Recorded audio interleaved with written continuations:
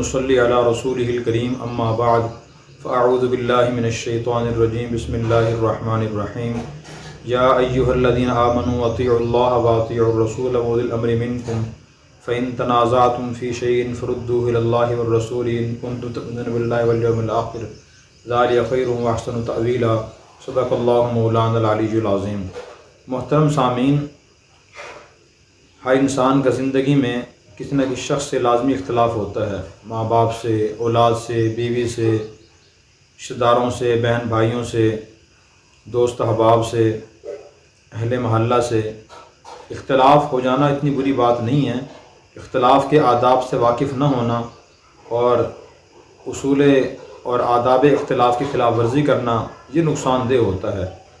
تو آداب اختلاف کے بارے میں پہلے میں نے بیان ریکارڈ کرایا تھا، اس میں کچھ آداب بیان کیے تھے۔ آج بھی ایک اہم ادب بیان کریں گے۔ آداب اختلاف میں سے اور اختلاف کرنے کے اصولوں میں سے ایک اصول یہ ہے کہ انسان جب بھی کسی سے اس کی رائے مختلف ہو تو کسی صحیح دلیل کی بنیاد پر ہونی چاہیے، اور وہ دلیل قرآن کریم کی آیت یا حدیث مبارکہ ہو، یا ایسی کوئی صحیح دلیل ہو جس کی بنیاد پر انسان اختلاف کرے۔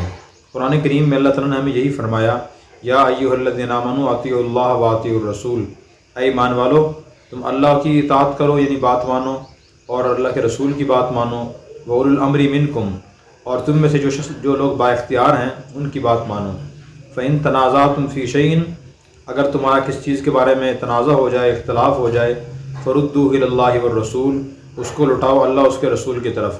اگر تم ایمان رکھتے ہو اللہ اس کے رسول پر، ذَلِكَ خَيْرٌ، یہ بہتر ہے، وَأَحْسَنُ تَأْوِيلًا، اور انجام کے لحاظ سے اچھا ہے۔ ایک مسلمان کا یہ شیوہ ہونا چاہیے کہ وہ کسی صحیح دلیل کی بنیاد پر اختلاف کرے، اور اگر وہ غلطی پر ہو اس سے سمجھا دیا جائے کہ آپ کی یہ بات قرآن و سنت کی فلاں تعلیم کے خلاف ہے، اسے فوراً وہ مان لے، یہ اختلاف صحیح ہوتا ہے۔ صحابہ کرام کا مزاج بھی ایسا ہی تھا، اگر ان میں اختلاف رائے ہو جاتا اور پھر کسی ایک طرف کے صحابی کو کوئی آیت سنا دی جاتی یا حدیث سنا دی جاتی کہ آپ کے موقف کے خلاف یہ آیت ہے، یہ حدیث ہے، تو فوراً مان لیتے تھے کہ واقعی میری بات اس آیت کی روشنی میں غلط ہے، یہ حدیث کی روشنی میں صحیح نہیں ہے، مان لیتے تھے، اور اختلاف ختم ہو جاتا تھا، لڑائی آگے نہیں ہوتی تھی، اور اتفاق اور اتحاد دوبارہ پیدا ہو جاتا تھا۔ میں اس کی ایک دو مثالیں عرض کرتا ہوں۔ نبی کریم صلی اللہ علیہ وسلم کی جب وفات ہوئی تو صحابہ کرام نے مشورہ کیا کہ آپ صلی اللہ علیہ وسلم کو کہاں دفن کیا جائے۔ مکہ کے صحابہ کرام نے عرض کیا کہ آپ کو مکہ میں دفن کیا جائے، کیونکہ آپ کا اصلی شہر تو مکہ تھا۔ دنیا کا آج بھی دستور ہے کہ انسان دنیا میں کہیں بھی فوت ہو جائے، اس کا جو اپنا آبائی علاقہ ہوتا ہے اسے وہاں دفن کیا جاتا ہے۔ مدینہ کے صحابہ کرام تھے، انہوں نے عرض کیا کہ اب تو آپ صلی اللہ علیہ وسلم مستقل مدینہ شریف لے آئے تھے، اس لیے آپ کو یہاں دفن کرنا چاہیے، اب مستقل شہر آپ کا یہ تھا۔ تو پھر کس صحابی نے ایک حدیث سنائی کہ نبی کریم صلی اللہ علیہ وسلم نے ارشاد فرمایا کہ اللہ کی طرف سے یہ طے ہے کہ جس نبی کا جس جگہ انتقال ہوتا ہے ان کی روح قبض ہوتی ہے، انہیں وہیں دفن کیا جاتا ہے۔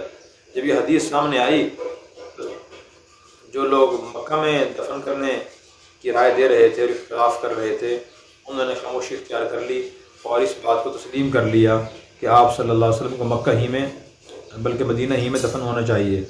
حضرت عائشہ رضی اللہ عنہا کے حجرے میں آپ کی وفات ہوئی تھی، جس جگہ آپ کی وفات ہوئی تھی وہاں چارپائی ہٹائی گئی اور وہیں قبر مبارک بنائی گئی، وہیں آپ کو دفن کر دیا گیا۔ دیکھیں، صحیح بنیاد پر اختلاف تھا، ختم بھی کرنا اس کو آسان ہو گیا۔ اگر صحیح بنیاد پر اختلاف نہ ہوتا اور معاذ اللہ جاہلانہ اختلاف ہوتا، جیسے آج کل ہوتے ہیں، ایک آدمی کہتا ہے بس میں نے یہ بات نہیں ماننی اور مجھے یہ کام ہر حال میں کرنا ہی کرنا ہے، کہ میں آپ کو فلاں چیز بالکل نہیں دوں گا، جو کچھ بھی ہو جائے مجھے یہ چیز نہیں دینی، تو ایسا اختلاف پھر انتشار اور لڑائی تک پہنچتا ہے۔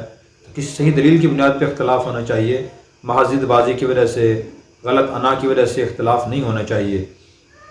اسی طرح آپ صلی اللہ علیہ وسلم کے وفات کے بعد پھر یہ مشورہ ہوا کہ خلیفہ کسے بنایا جائے، تو کچھ صحابہ کرام نے رائے یہ دی کہ ایک خلیفہ انصار میں سے ہونا چاہیے، مدینہ کے صحابہ کرام میں سے، اور ایک خلیفہ مہاجرین میں سے ہونا چاہیے۔